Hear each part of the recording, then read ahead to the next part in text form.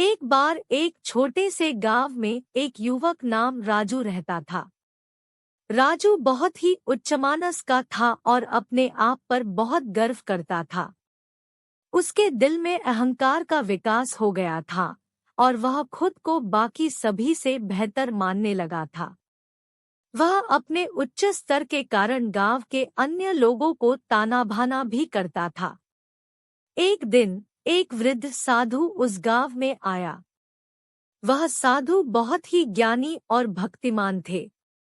राजू ने साधु को देखते ही उसे घूरकर देखा और उसे छोटे भक्ति नहीं दिखाई।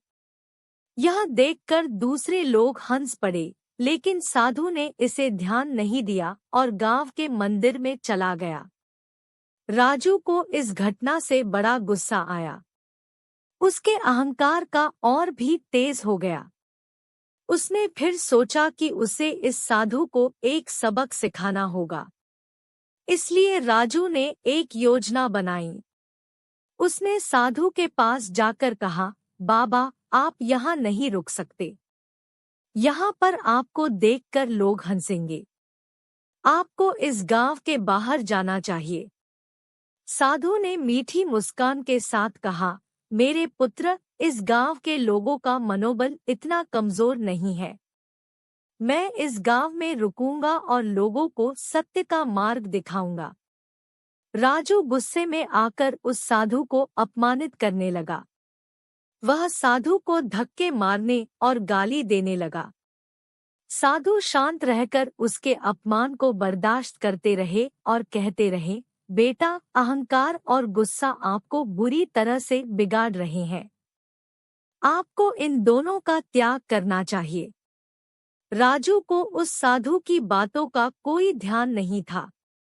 उसने साधु को बिना सम्मान दिए अपने घर से बाहर निकाल दिया। धीरे धीरे राजू के अहंकार की वजह से उसके साथी भी दूर हो गए। किसी को भी उसके साथ रहने का मन नहीं करता था। लोग उससे दूर हो गए और उसका जीवन अकेलापन से भर गया। एक दिन जब राजू अपने घर में अकेला बैठा रो रहा था, तो उसे साधु की बातें याद आई।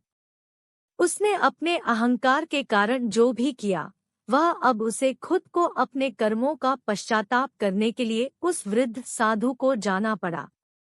राजू ने साधु की किताब सम्मान दिया और उनकी किताब से बहुत कुछ सीखा। उसने अपने अहंकार का त्याग कर दिया और सभी के साथ विनम्रता से रहना शुरू किया।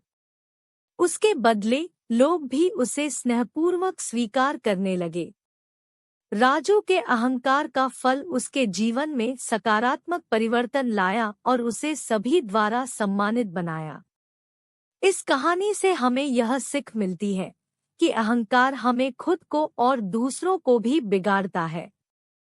हमें हमेशा विनम्रता से और सभी के साथ सम्मानपूर्वक व्यवहार करना चाहिए ताकि हमारे जीवन में समृद्धि और खुशियां आएं।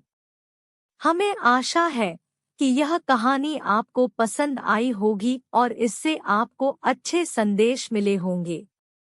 आपके साथी और प्रियजनों के साथ इसे साझा करना न भूलें और वीडियो को लाइक करें और ऐसी ही वीडियो देखने के लिए चैनल को सब्सक्राइब जरूर करें।